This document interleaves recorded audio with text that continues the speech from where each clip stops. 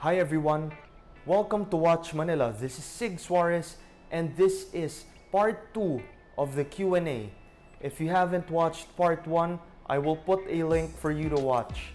And if you haven't subscribed, please subscribe to our YouTube channel, Watch Manila. Please also follow us on Instagram at watch_MNL. So let's go ahead and look at part 2. The next question comes from Joshua Sabado. Thoughts on Oris and their new in-house movement. Been thinking of getting one instead of two-door. So Oris has done a lot of improvements from being a boring company to an exciting one. So let's go first with the internals. You have the Aquis. The Aquis is now available with the Caliber 400, and the Caliber 400 has really made so many improvements over the past movements. So you now have a 5-day power reserve, you have a 10-year warranty, you have anti-magnetism features, and this is all made in-house by Oris. And that is just the internal. And then now you have Oris making, they're playing with different materials. They have bronze, they now have funky colors. So Oris is now something seriously to consider. And if you're looking at it versus the two-door, Oris is something more unusual, two-door is safer. So if you want to explore more, definitely go with Oris.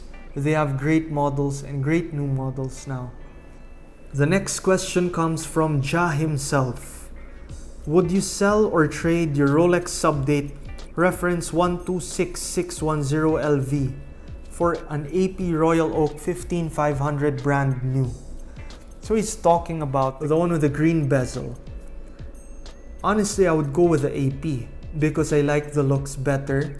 I like that it's less usual. It's not your typical Rolex shape because the Submariner shape is all too common right now. You find it in Seikos, you find it with Blancpain, you find it with Omega, the different brands, they have that bezel that turns. But with the AP, the Royal Oak, I like the design, it's more unique. So it's a matter of personal preference. The next question comes from Look It's Kit. How often should you have your watch serviced at the AD? Well, what I can suggest would be 5 to 8 years. That's fairly normal, that's average. Some would say 10 to 12 years if they want to stretch it. And the others even tell people that don't have your watch serviced until something is not running. I don't suggest that. I suggest the 5 to 8 range.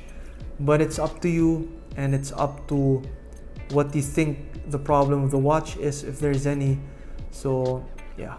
The next question comes from two people. They have similar questions, so I'll just put it in one question. So Akosi BM321. What is the best aftermarket watch repair shop for Swiss-Japanese brand watches? And Ivan Clods also asked, best third-party place to have your watch maintained. As to third-party, first suggestion, you really try to go with the AD first because it's safe, it's authorized, and they do offer the warranties which third-party watchmakers might not have. So check them out first. But if you're intent on going to third-party watch repair shops, I haven't experienced much, but I've heard a lot of positive things from your time in Greenbelt. So they said that people there, the technicians, are former Rolex Service Center employees. So go check them out, and if you guys have feedback, you guys have anything positive or negative to say about your experience on your time, comment it down below. I'd also like to hear your thoughts. The next question comes from Ray Allen Ramos. Thoughts on humble brag posts about watches? On a general scale, I'd say it's distasteful. I don't like it, I'm not enjoying it. But you also have to look at the motivation behind it or the intent. So if this person says that I've worked 10 years to get my AP Royal Oak and it's because of hard work, blah blah blah, that might be acceptable depending on how he phrased it or how he posted it. But for those who really do the humble brag thing, It's not my cup of coffee. They can do whatever they want on their pages.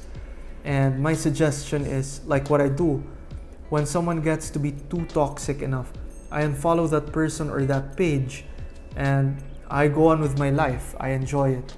So we don't need anything toxic now. We just have to enjoy and be happy. So humble brag posts, not good, distasteful. The next question comes from Boring Timepieces. If you only had one watch, what would it be? That's pretty easy for me. I would say the Rolex Explorer 36mm. It's absolutely the perfect watch.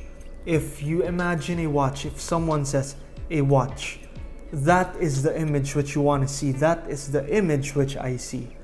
And for me, it's absolutely perfect. You can wear it Sundays, you can wear it to a formal event, you can wear it out of the country, out of town, and it also fits women and men alike very perfectly.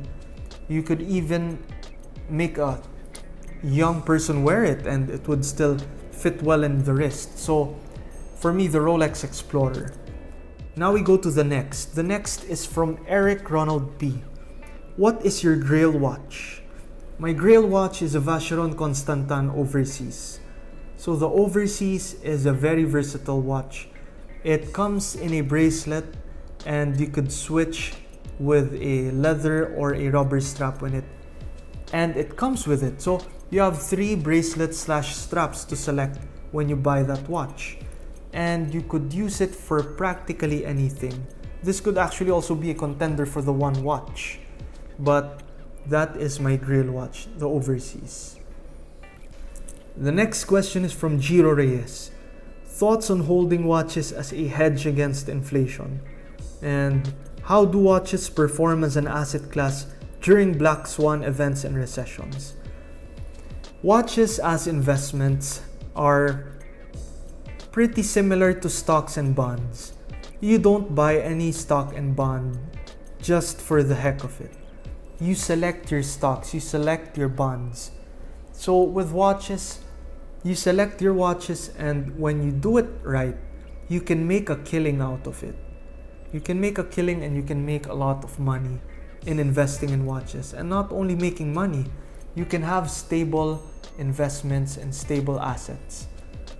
But if you don't know what to pick, you're really going down. It's better off that you go to the bank and you put your money there. It's a lot safer. That I can tell you. So, again, as a question, if you choose the right watches, you can make it well. If you don't choose the right watches, it's going to be bad. So you have to know what you're doing, you have to know what you're selecting. Next question. Imabes, Hulk or Kermit? You're referring to the Rolex Hulk or Rolex Kermit. I'm going with the Kermit because the Hulk is too green. You have to have some balance somewhere, so I'm going with the Kermit. It has that perfect contrast of the green and the black, so that for me is perfect. Now we go to the last question. It's from Dan Galang. Easiest way to know a fake Rolex. Spotting a fake Rolex nowadays isn't as easy as it once was. Before, they would put quartz mechanisms on the fake Rolex. It's a dead giveaway. Now you have beautiful automatic movements even on the fakes. But many of the fakes which are not class A have bad date windows, especially those with the magnifier, the Cyclops here at the 3 o'clock.